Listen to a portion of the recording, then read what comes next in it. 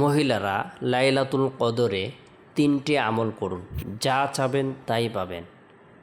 ভাগ্য খুলে যাবে, দোয়া কবুল হবে, আশা আকাঙ্ক্ষা পূরণ হবে। লাইলাতুল কদর এটি এমনই একটি রাত, যে রাতের মধ্যে আল্লাহ তাআলা পবিত্র কালামুল্লাহ শরীফ অবতীর্ণ করেছেন। যে রাতের বৈশিষ্ট্য হাজার মাস থেকেও উত্তম, যে রাতের বৈশিষ্ট্য হযরত জিবরাইল আলাইহিস সালাম ফেরেশতাদের একটি দল নিয়ে জমিনে অবতরণ করেন, মানুষের জন্য, বিশ্ববাসীর জন্য কল্যাণের দোয়া করেন, মাগফিরাতের দোয়া করেন, রহমতের দোয়া করেন, শান্তির দোয়া করেন। সুবহানাল্লাহ। লাইলাতুল কদর এটি এমন একটি রাত, যে রাতের ফজিলত সম্পর্কে আল্লাহ তাআলা পবিত্র কালামুল্লাহ শরীফের মধ্যে সূরা অবতীর্ণ করেছেন, সূরা নাজিল করেছেন। লাইলাতুল কদরের পরিচয় আল্লাহ তাআলা নিজেই দিয়েছেন। সূরা কদর নামে একটি সূরা আল্লাহ তাআলা অবতীর্ণ করেছেন। ইন্না আনজালনাহু ফি লাইলাতুল কদর। নবীকে সম্বোধন করে বলা হচ্ছে, নিশ্চয় আমি এই কোরআনকে লাইলাতুল কদরে অবতীর্ণ করেছি। ওয়ামা আদরাকা মা লাইলাতুল কদর। হে নবী, আপনি কি জানেন লাইলাতুল কদর কী জিনিস? লাইলাতুল কদরি খায়রুম মিন আলফি শাহর। নবীর আগ্রহ বাড়ানোর জন্য আল্লাহ তাআলা নিজেই পরিচয় করে দিচ্ছেন, লাইলাতুল কদরি খায়রুম মিন আলফি শাহর।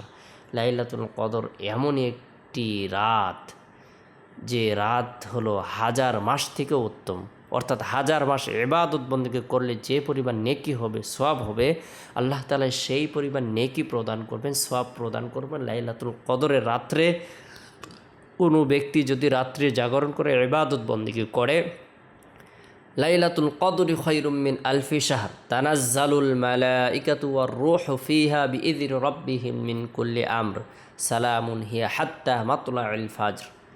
এই রাতের গুরুত্বপূর্ণ আরেকটি বৈশিষ্ট্য হলো, জিবরাইল আলাইহিস সালাম ফেরেশতাদের একটি দল নিয়ে জমিনে অবতরণ করেন, সারা পৃথিবীর সমস্ত মানুষের জন্য কল্যাণের দোয়া করেন, মাগফিরাতের দোয়া করেন, রহমতের দোয়া করেন, শান্তির দোয়া করেন, হিয়া হাত্তা মাতলাইল ফাজর, ফজর পর্যন্ত। সুবহানাল্লাহ।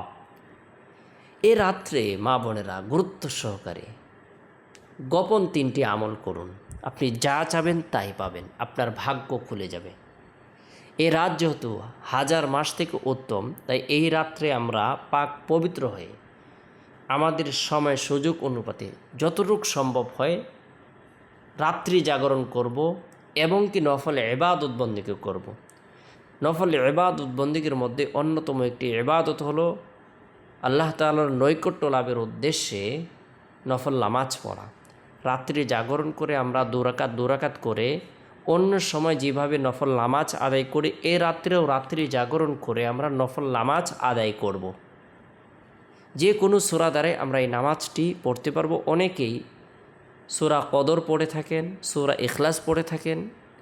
আপনি চাইলে এই 2 সূরা দ্বারাও পড়তে পারবেন, তবে এটি আবশ্যক নয় যে কদর দ্বারাই পড়তে হবে।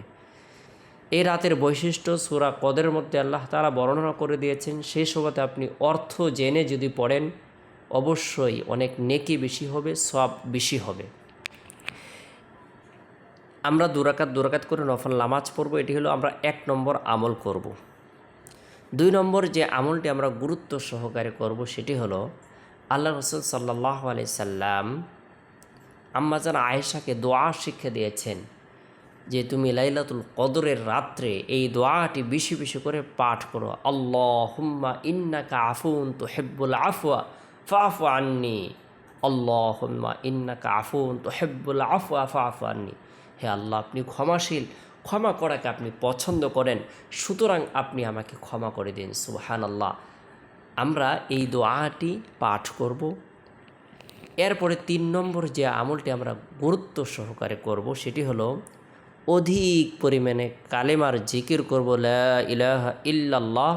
ইস্তিগফারের আমল করব, আস্তাগফিরুল্লাহ রাব্বি মিন কুল্লি যামবি ওয়া আতুবু ইলাইহি।